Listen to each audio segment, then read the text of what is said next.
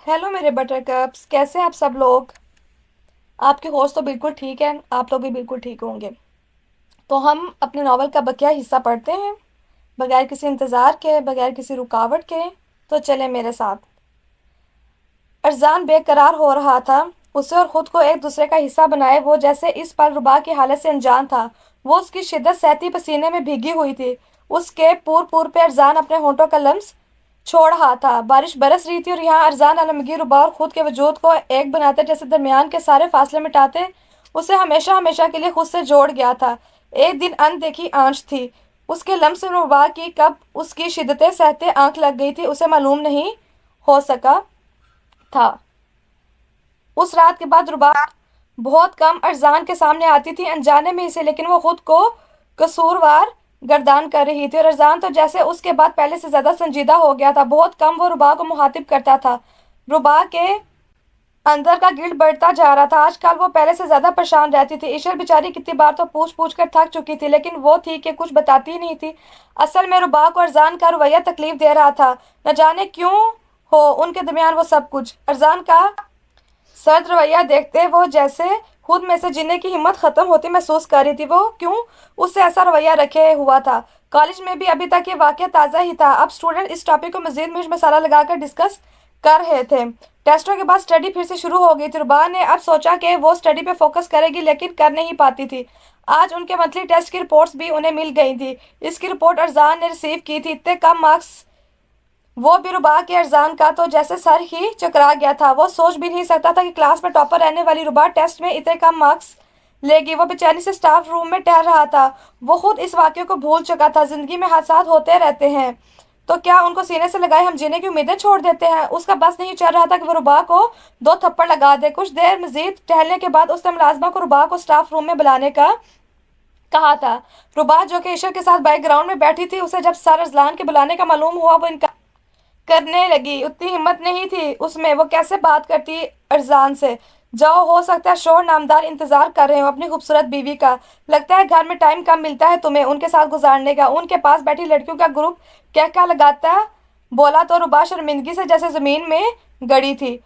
छोड़ो तुम इन लोगों को, उन लोगों की तो आदत होती है। तुम चलो, हो सकता है सर ने कोई इंपॉर्टेंट बात करनी हो। परेशान नहीं होते, सब ठीक हो जाएगा। ईशल उसका हाथ थामे स्टाफ रूम की तरफ बढ़ी। वो तो भी रुबा की हम उम्र ही थी, लेकिन अक्सर वो रुबा को ऐसे समझाती थी कि कुछ लम्हों के लिए रुबा सब भूल जाती थी। वो दोनों स्टाफ रूम में गए तो वहां अंदर जाने के बजाय ईशल बाई दरवाजे के पास खड़ी थी। अंदर जाना उसे मुनासिब नहीं लगा था। रुबा डरते डरते स्टाफ रूम में आई। वहां सिर्फ अरजान अकेला चेयर पे बैठा था। सर सर कहने में ही रुबा की बहुत सी एनर्जी जाया हुई थी। कहना जैसे उसे इस पर बहुत मुश्किल हुआ था।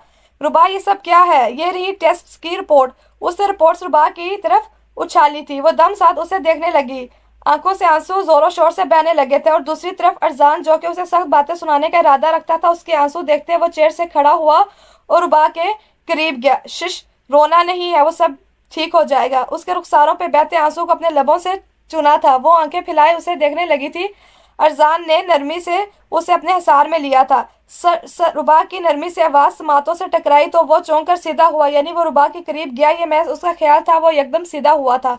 ये रिपोर्ट्स उठा लो, घर पे बात होगी। वो यहाँ स्टाफ रूम में रुबा को कुछ नहीं कहना चाहता था, क्योंकि अब दो तीन टीचर स्टाफ रूम में आ गई थी। रुबा तेजी से रिपोर्ट्स उठाते स्टाफ रूम से निकल गई थी। उसे लगा था कि अरजान उसकी इंसल्ट करेगा, लेकिन ऐसा नहीं हुआ था। वो दिल ही दिल में शुक्र अदा करने लगी थी कि अच्छा हुआ जो अरजान ने उसे यहाँ रिपोर्ट्स दी हैं। घर आने के बाद अरजान ने रुबा की बेइज्जती की थी, जो कि करनी जरूरी थी, वरना वो ऐसे लोगों की बातें सुन सुनकर अपनी स्टडी का बेड़ा गर्क कर लेती। लोगों का क्या था, वो तो सिर्फ बातें करके खामोश हो जाते थे, ये सोचे बगैर उनके होंठों से निकले चंद अल्फाज अगले बंदे पे क्या असर डालते। रुबा कितनी ही देर रोती रही थी। अरजान की बातें बुरी नहीं लगी थी, वो तो बिल्कुल ठीक कह रहा था, लेकिन उसे रोना बस खुद की किस्मत पे आ रहा था। आज फिर जब वो सर के बुलाने पे स्टाफ रूम जा रही थी, तब उन लड़कियों की बातें वो जो कह रही थी, वो इस पर सोचते रुबा को अपना सर दर्द से फटता महसूस हुआ था। कितनी अजीब सी हो गई थी जिंदगी। वो रात, उस रात अरजान के बेकरारियां याद करते उसे कुछ होने लगा था। उसके बाद अरजान उसके करीब आया था। वो समझ सकती थी उस रात गलती भी तो उसकी अपनी ही थी। وہ اپنے بہتے آنسو صاف کرتے صوفے پہ لیٹ گئی تھی۔ آج سردی بہت زیادہ تھی، وہ کھانا کھائے بغیر ہی سو گئی تھی۔ اس نے کھانا بنا دیا تھا، ارزان نے لیٹ آنا تھا۔ وہ خود اپنے دکھتے سر کی وجہ سے کچھ لیٹ کر آرام کرنا چاہتی تھی۔ ارزان واپس آیا تو وہ سو رہی تھی، رخساروں پہ آنسو کے میٹھے میٹھے نشان تھے، جیسے وہ روتے روتے سوئی ہو۔ ارزان فریش ہوتے کچن میں آیا تو کھانا ٹیبل پہ لگ چکا تھا، یعنی ربا نے خود کھانا نہیں کھایا تھا۔ وہ اپنی بیئر سلاتے کچھ سوچتے واپس کمرے میں آیا تو وہ اتنا غصہ نہیں کرنا چاہتا تھا۔ اس نے کالج میں سوچا تھا کہ وہ ربا کو آرام سے سمجھائے گا، لیکن گھر آتے نہ جانے اچانک سے اسے غصہ آیا تھا اور ربا کو اتنی باتیں سنا چکا تھا۔ ربا ربا اٹھو! ارزان نے نرمی سے ربا کی کلائی تھامی تھی۔ ارزان کی آواز سنتے ربا نے نیند سے بھری آنکھیں کھولتے اسے دیکھا تھا۔ وہ اس پہ جھکا تھا۔ آؤ کھانا کھاؤ! وہ کہہ کر رکا نہیں تھا بلکہ باہر نکل گیا۔ ربا نے کمفرٹر سائڈ پہ کیا اور پاؤں میں جوتے پہنتے فریش ہونے چلی گئی۔ وہ فریش ہوتے اپنی شال اپنے گرد اوڑھتے کچن میں آئی تو ارزان اسی کے انتظار میں تھا۔ اس نے بھی ابھی کھانا شروع نہیں کیا تھا۔ دونوں نے ساتھ مل کر ڈنر کیا اور پھر ربا نے کچن سمیٹا اور روم میں چلی آئی۔ آج اس نے سوچ لیا تھا کہ وہ اب سے اپنی سٹڈیز پہ فوکس کرے گی۔ وہ کچھ بھی ہو جائے اپنی سٹڈی کا جو لاس ہو چکا ہے وہ پورا کرے گی۔ لائق تو وہ پہلے ہی بہت تھی، بس ذرا سی توجہ دینی تھی تو آسانی سے تیاری کر لیتی۔ ارزان لیپ ٹاپ لے کر بیٹھ گیا اور وہ اپنے بکس وہ بظاہر تو مووی دیکھ رہا تھا لیکن نظریں اس کی ربا پہ تھیں جو پوری طرح سے کتابوں میں سر دیے ہوئی تھی۔ ارزان عالمگیر نے گہرا سانس بھرا، یعنی ربا پہ ڈانٹ کا کچھ اثر ہو گیا تھا۔ وہ اب دھیان سے سٹڈی کر رہی تھی۔ وہ مووی دیکھتے ساتھ ساتھ ہر تھوڑی دیر بعد ربا پہ بھی ایک نظر ڈال دیتا۔ درمیان میں سے کچھ وقت سرک گیا۔ ربا کے 4th ایئر کے پیپرز بھی ہو گئے تھے، کل لاسٹ پریکٹیکل تھا اور آج وہ فری تھی۔ وہ لوگ ایک ہی دن فری رہ سکتے تھے۔ صبح ہی اسے ارزان نے بیگ پیک کرنے کا کہہ دیا تھا۔ بیگ میں کپڑے پیک کرتے اس کے چہرے پہ پسینہ آیا تھا۔ صبح اسے ارزان نے کہا تھا وہ اپنی پیکنگ مکمل کرے، انہیں کہیں جانا ہے۔ وہ تب سے سوچ رہی تھی کہ آخر ارزان اسے کہاں لے کر جا رہا ہے۔ کہیں سار مجھے اپنی فیملی سے ملوانے تو نہیں لے کر جا رہے؟ نہ جانے ان کی فیملی میں کون کون ہوگا، مجھے دیکھتے ان کا کیا ری ایکشن ہوگا۔ یا اللہ! وہ بیڈ کے کنارے بیٹھی نہ جانے کب سے یہی سوچ رہی تھی۔ کالج میں تو جیسے تیسے اس کے دن گزر گئے تھے، لیکن اب اصل مسئلہ اس کے لیے اس وقت ارزان کی فیملی تھی جو نہ جانے کیا سلوک کرتی اس کے ساتھ۔ ربا اس وقت بلیک کلر کی گرم فراک میں ملبوس شال اپنے گرد اوڑھے تیار تھی۔ جب ارزان کمرے میں آیا اسے دیکھتے وہ چینج کرنے چلا گیا۔ واپس آیا تو وہ بھی بلیک کلر کی جینس میں بلیک کلر کی فل سلیوز والی شرٹ کے ساتھ بلیک کلر کے ہی سویٹر میں تھا۔ آئینے کے سامنے بال بناتے وہ ربا کو دیکھنے لگا جو خاموشی سے اپنے لبوں کو کاٹ رہی تھی۔ اسے باہر آنے کا کہتے وہ خود اپنا والیٹ اٹھاتے جیب میں ڈالتے خود بھی باہر چلا آیا۔ سامان گاڑی میں رکھتے وہ ربا کے لیے فرنٹ ڈور اوپن کیے، اس کے بیٹھتے ڈور بند کرتا خود ڈرائیونگ سیٹ سنبھال چکا تھا۔ جوں جوں فاصلہ کم ہو رہا تھا ربا کی دھڑکنیں شور پکڑ رہی تھی۔ اس کی پیشانی سخت سردی میں بھی پسینے سے شرابور ہوئی۔ مقابل اس کی حالت سے بے خبر نہیں تھا، نہ جانے کیوں وہ اسے تسلی بھی نہیں دے رہا تھا۔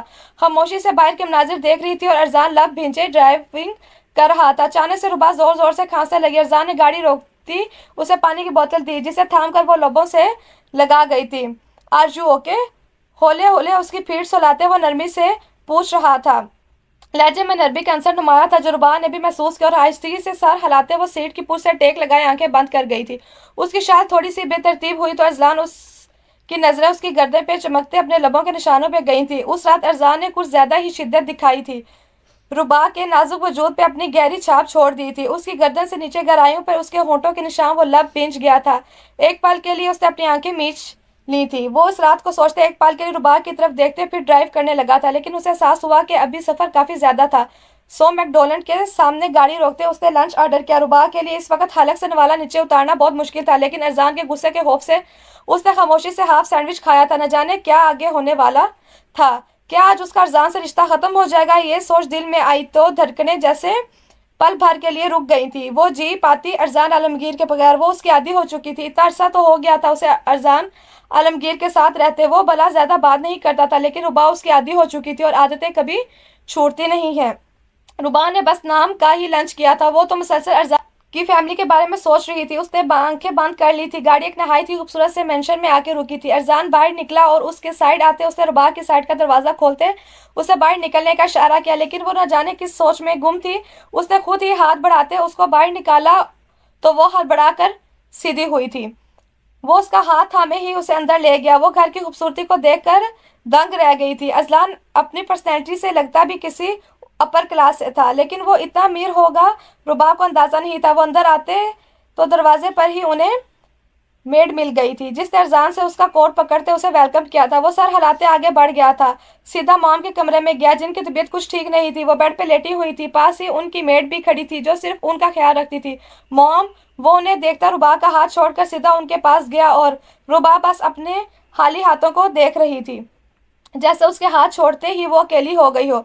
उसके हाथों में कैद अपना हाथ देखते वो सोच रही थी कि शायद अरजान आलमगीर उसका हाथ नहीं छोड़ेगा, लेकिन ये उसकी खाम ख्याली थी। अब भी नहीं आते, जब मैं मर जाती फिर आते। वो चेहरा मोड़ गई। तुम्हें कितने अरसे से बेटा दूर थे। इन बाप बेटों की जिद में वो बुरी तरह से फंस गई थी। दोनों ही जिद के पक्के थे। अरजान आलमगीर के फादर आलमगीर शराजी की ख्वाहिश थी कि अरजान उनके बिजनेस को संभाले। वो इतना बिजनेस एक साथ नहीं हैंडल कर सकते थे। उन्होंने अरजान की ख्वाहिश पे उसे न्यूयॉर्क स्टडी के लिए भी भेजा था, लेकिन वो वापस आया तो उस पर टीचिंग करने का न जाने कैसा शौक सवार हुआ कि आलमगीर शराजी के मना करने के बावजूद उसने कॉलेज में जॉब करनी शुरू कर दी थी। और उसकी यही बात आलमगीर साहब को तैश दिला गई और उन्होंने गुस्से में उसे घर से निकाल जाने का बोल दिया। और अरजान आलमगीर जिद का इतना पक्का था कि वो घर से चला गया था और फिर भी नहीं आया था। तकरीबन पिछले कई सालों से, जब से उसने कॉलेज में जॉब शुरू की थी तब से, और आज वो मॉम से मिलने आ गया था। शायद उसे मॉम की तबीयत खराबी का मालूम हो गया था। मॉम कैसी बातें कर रही हैं आप? वो तड़प गया था। भले उनसे दूर था, लेकिन उनके मुंह से मरने वाली बात सुनकर उसे कुछ हुआ था। रुबा तो खामोशी से कमरे की दोनों दीवार को घूर रही थी, अपनी कम मायगी का एहसास शिद्दत से महसूस कर रही थी। कौन है ये? उनकी नजर अब रुबा पे पड़ी थी। कितनी ख्वाहिश थी उनकी कि वो अरजान की शादी करवाए। इतनी उम्र तो हो गई थी उसकी। बहू है आपकी। अरजान आलमगीर के बताने पे वो बीमारी के बावजूद उठकर रुबा के करीब आई थी। इतनी प्यारी थी वो, उनका दिल खींचा चला जा रहा था उस लड़की की तरफ, जबकि दूसरी तरफ रुबा का मारे घबराहट बुरा हाल था। वो पसीने में भीग गई थी उस पल। बहुत प्यारी है माशाल्लाह मेरी बेटी। उनका लम्स पे उसने आंखें खोली तो वो बहुत सोबर सी खातून थी, इतनी अमीर कबीर थी, लेकिन एटीट्यूड जरा सा भी नहीं था उनके अंदर। उनके लम्स से रुबा की आंखें भीग गई थी। बेगम आलमगीर शराजी इसी वक्त रूम में आए थे, लेकिन सामने अरजान आलमगीर को देखकर वो ठटक कर रुके थे। आलमगीर, ये देखें, ये हमारी बहू है। वो सुकून से आलमगीर शराजी को रुबा से मिलवा रही थी। इस नालायक ने ये काम अच्छा किया है। वो रुबा के सर पे हाथ फेरते मुस्कुराए थे। वो खुद अरजान को बहुत याद कर रहे थे, लेकिन अना आड़े आ रही थी। वो उसे बुला नहीं रहे थे, लेकिन उसकी कमी उन्हें शिद्दत से महसूस होती थी। डैड, ये ज्यादती ही है, वो एहतजाज के तौर पर बोला था, जैसे वो अपने सामने किसी की तारीफ बर्दाश्त नहीं कर सका था। मैरी, मैरी, आलमगीर शराजी ने मेड को आवाज दी थी। वो 2 ही मिनट में अंदर आई थी। यस सर, वो सर झुकाए बोली थी। जाओ मैम को अरजान के रूम में ले जाओ, काफी डिस्टर्ब लग रही हैं, घबराई हुई हैं, फ्रेश हो जाएंगी। अरजान की मैम ने मेड को रुबा को रूम में लेकर जाने को कहा। रुबा, जो यहाँ आने से पहले तो बेहतर अपसेट थी, लेकिन यहाँ अरजान की मॉम डैड से बात करके उनका प्यार भरा रवैया देखकर वो खुद को हल्का फुल्का महसूस कर रही थी। बरखुदार, बताओ कितने दिन रहने का इरादा है? भाई, तुम्हें जहाँ जाना है जाओ, लेकिन हम बेटी हमारे साथ रहेगी। किस कदर घबराई हुई थी। डरा कर रखते हो हमारी बेटी को। वो बेटे को अड़े हाथों ले रहे थे। डैड, मैं मॉम की वजह से आया हूँ, उनको छोड़कर नहीं जाऊंगा। वो मॉम को अपने हिसार में लेते बोला था। आप दोनों को मैं एक बात बताऊं, मैं बीमार नहीं हूँ। आप लोगों को ये लड़ाई की वजह से मैं बीमार पड़ी हुई हूँ। आप दोनों प्लीज ये इशू हल कर लें। आप लोगों को मैं दरमियान का रास्ता बताती हूँ। अरजान की मॉम कर्ब से बोली थी। माम, अब आपको छोड़कर नहीं जाऊंगा। माम को दुखी वो कैसे देख सकता था। जाते हुए भी मॉम उसे रोक रही थी, लेकिन वो नहीं रुका था। बेगम, आप रेस्ट करें, ये सब बाद में देख लेंगे। अब आपका बेटा वापस तो आ गया है ना, फिर आप इन सोचों को झटक दें दूर। आलमगीर शराजी ने बीवी को गुस्से को ठंडा करना चाहा।